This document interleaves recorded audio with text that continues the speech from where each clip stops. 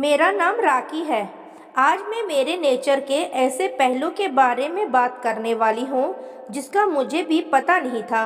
कहते हैं जीवन में अच्छा दोस्त मिलना बहुत मुश्किल होता है, पर मेरी एक बेस्ट फ्रेंड थी रानी। ऐसी वैसी दोस्त नहीं थी, बहनों से भी ज़्यादा प्यार था हम दोनों में।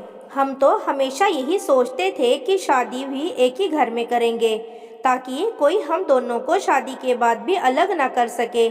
मेरे घर वाले मुझसे ज़्यादा उसे मानते थे और उसके घर वाले मुझे। बस ये समझो कि उसका घर मेरा और मेरा घर उसका।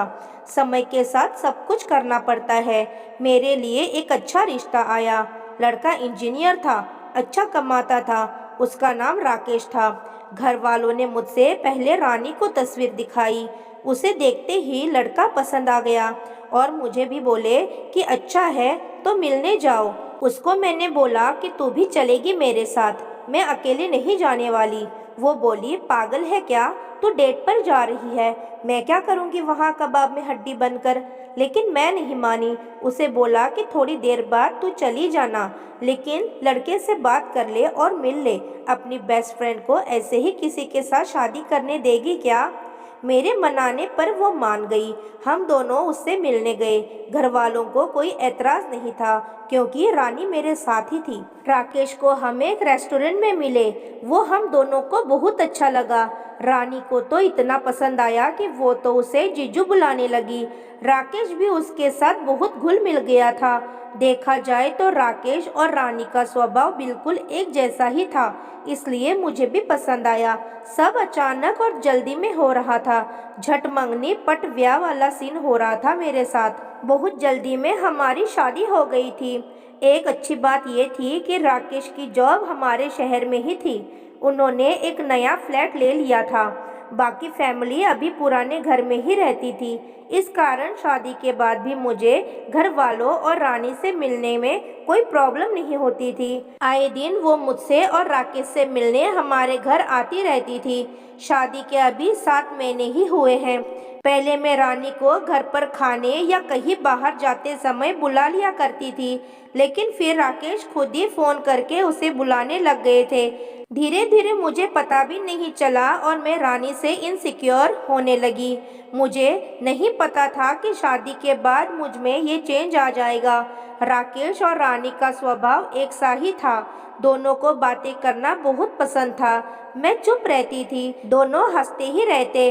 रानी मुझसे ज़्यादा इंटेलिजेंट, हंसमुख, मुफ्फट थी। इस कारण हमेशा लोग उसे ज़्यादा पसंद करते थे। शुरुआत में मुझे लगा कि अच्छा है, लेकिन बाद में मुझे ये सब अच्छा नहीं लग रहा था। मेरे पति का बार बार हर बात में रानी रानी करना मुझे चुभने लगा। उसका भी बात बात में उनका हाथ पकड़ना और हंसते रहना मुझे खाने लगा। मैंने अपनी तरफ से अब रानी को बुलाना और उससे मिलना कम कर दिया। मैं कोशिश करती कुछ बहाने से कि वो अब घर भी ना आए। एक शाम अचानक ही वो और मेरे पति साथ में घर आए और बाहर डिनर का बोलने लगे। मैंने कहा कि मेरी तबीयत ठीक नहीं है। रानी बोली इसका हमेशा ऐसा ही रहता है, बोरिंग घर में रहती है, इसके लिए कुछ पैक कर लेंगे। चलो जीजू हम दोनों चलते हैं। उन्होंने मेरी तबीयत भी नहीं पूछी और रानी के साथ बाहर डिनर पर चले गए। उस दिन मेरे कलेजे पर जैसे सांप लौट गए थे। मेरे साथ ये क्या हो रहा था मुझे नहीं पता था। बस मैं इतना जानती थी कि मुझे ये सब कुछ अच्छा नहीं लग रहा था। रात को वो घर आए तो मेरा पारा चढ़ा हुआ था।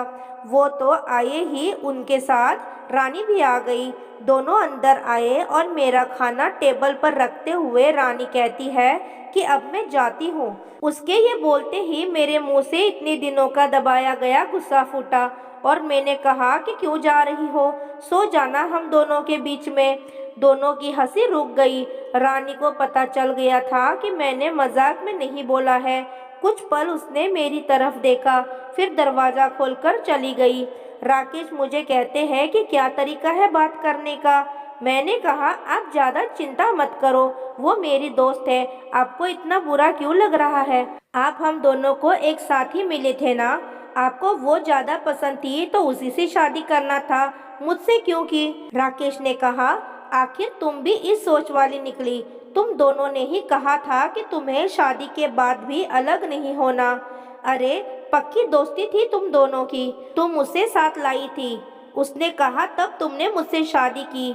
मैं चाहता था कि तुम खुश रहो, और अगर तुम्हें कुछ प्रॉब्लम थी तो मुझसे बात करती। अचानक ऐसे कुछ भी बोल रही हो। राकेश ये बोलकर कमरे में चले गए। उस समय मैंने जो किया मुझे सही लगा, पर जो मैं महसूस कर रही थी वो मैंने बोल दिया। अगले दिन सुबह राकेश ने मुझसे बात नहीं की, ना ही रानी का फोन आया और ना ही वो घर आई। एक दो दिन तीनों का मूड खराब रहा, लेकिन फिर वो सही हो गए। शायद रानी ने ही उन्हें ऐसा करने को बोला हो, लेकिन अब घर में उनके मुंह से रानी का नाम नहीं आया। करीब 2 महीने हो गए थे रानी को आए या बात करे। ये मेरे साथ नॉर्मल थे। उस बात की चर्चा भी उस दिन के बाद नहीं हुई। फिर अचानक जब वो ऑफिस गए थे तब रानी फ्लैट पर आती है। उससे 2 महीने बाद मिलने पर भी मुझे कुछ ज्यादा खुशी नहीं हो रही थी। वो आकर सीधा अंदर बैठ गई। मैं अभी भी उससे बात नहीं कर रही थी। वो बोली, मैं शादी के पहले वाली राखी को अच्छे से जानती हूँ और वो अपनी बात और तकलीफ मन में नहीं छुपा कर रखती थी। मैंने शायद अनजाने में तेरा दिल दुखाया है, लेकिन शायद तू सही है। शादी प्यार के बाद कैसा महसूस होता है मुझसे ज्यादा तू जानती है। दोस्ती की अपनी जगह होती है और प्यार की अपनी। मुझे इस तरह तेरी जिंदगी में नहीं घुसना चाहिए था। ये सारी बातें मैं शायद मेरे पति के लिए ही महसूस करूं। पहले मुझे तुझ पर गुस्सा आया, लेकिन अब मुझे लगता है गलती मेरी भी है। मैंने तेरी चीज को अपना ही समझा, मेरा हक समझा, तेरी फैमिली को अपना माना, पर शायद तेरी इस लाइफ से मुझे दूर रहना था। खैर, अब तो दूर हो ही जाऊंगी।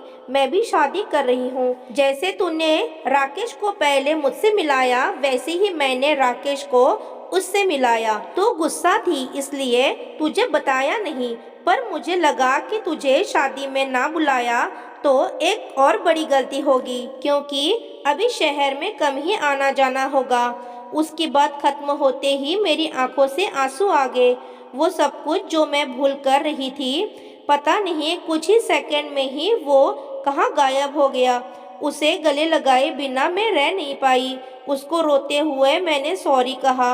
वो बोली, सॉरी मत बोलो, मैं शादी कर रही हूँ, फिर बताऊंगी कि कोई मेरे वाले के साथ अगर ऐसा करेगा तो कैसा लगेगा। आखिर उसकी शादी का दिन भी आ गया। जितना वो मेरी शादी में नाची थी, उससे ज्यादा मैंने उसकी शादी में धमाल मचाया। अभी हम अच्छे दोस्त हैं और हमारे पति भी, लेकिन बार बार अभी भी वो मुझे मजाक में ताना मारती है। कहती है, नहीं मैं दोनों के बीच में नहीं सोऊंगी, तू चिंता मत कर। पर मैंने एक बात सीखी कि अगर दोस्ती में प्रॉब्लम है तो उससे बात करो। वो अगर आपका सच्चा दोस्त होगा तो समझेगा। तो दोस्तों, आपको ये कहानी कैसी लगी कमेंट कर जरूर बताना। वीडियो को लाइक और चैनल को सब्सक्राइब करना ना भूलिएगा। धन्यवाद।